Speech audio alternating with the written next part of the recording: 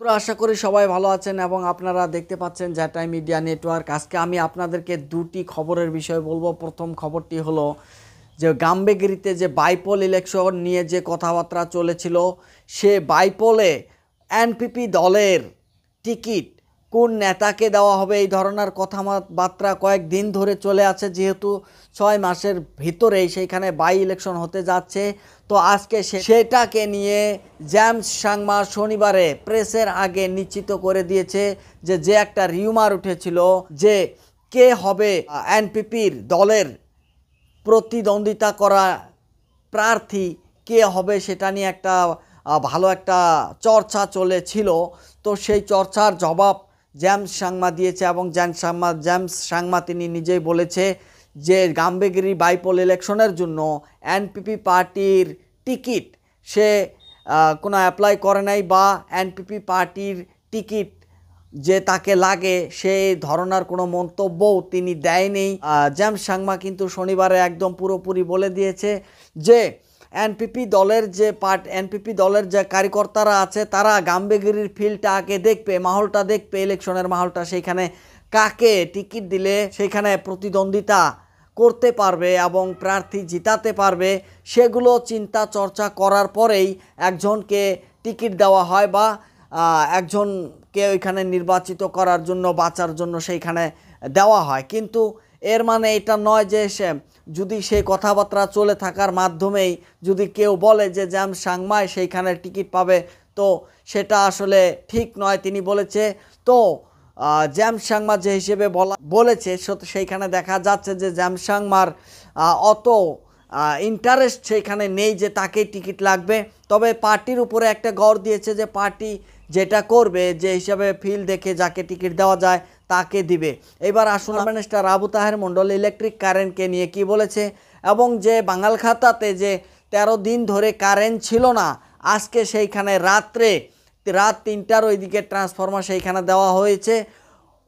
পাওয়ার minister Abu Taher মণ্ডল north ইস্টের নিউজে একটা পত্রিকায় বলেছে যে ধরনের সমস্যাগুলো বর্তমান মানুষ সাফার করছে, যে কেউ হয়তো ব্যবসা ঠিকমতো করতে পারছে না, কৃষকের সমস্যা হচ্ছে এই ইলেকট্রিক কারেন্ট দিয়ে, এবং যে বাঙাল খাতার কথাও বলেছে যে বাঙাল খাতাতে খুব শীঘ্রে ইলেকট্রিক কারেন্ট দেওয়ার জন্য তারা দ্রুত কাজ করে যাচ্ছে কোম্পানির তরফ থেকে।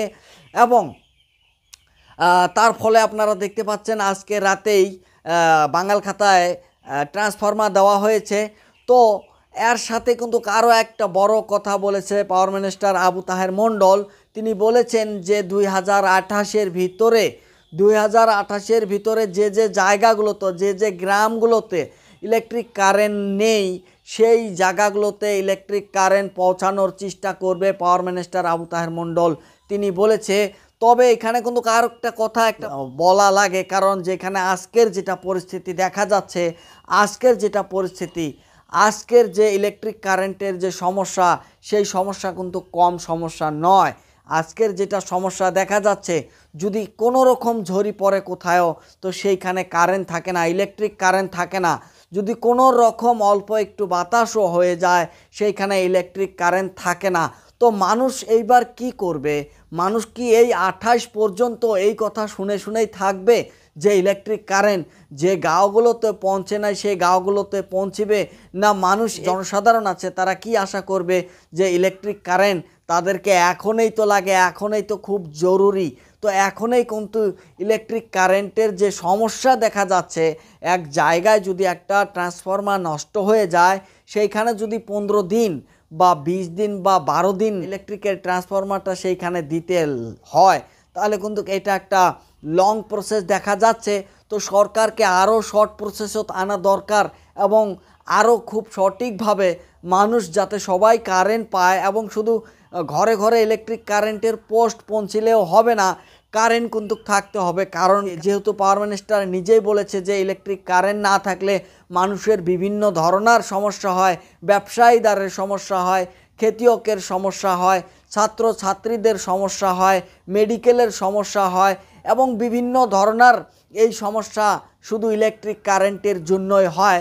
তো ইলেকট্রিক কারেন্টকে নিয়ে কিন্তু আরও খুব ভালো একটা ব্যবস্থা হাতে নেওয়া দরকার সরকারের, যাতে মানুষ অল্প একটু ঝড়ির কারণে যাতে তাদেরকে ইলেকট্রিক কারেন্ট থেকে বঞ্চিত করা না হয় এবং যাতে অল্প একটু তুফানেতেই যে পোস্ট যাতে পড়ে না যায় ইলেকট্রিক কারেন্টের পোস্ট এবং তার যাতে ছিঁড়ে না যায় সেগুলো কিন্তু একটা ব্যবস্থার একটা ভালো একটা দরকার আছে।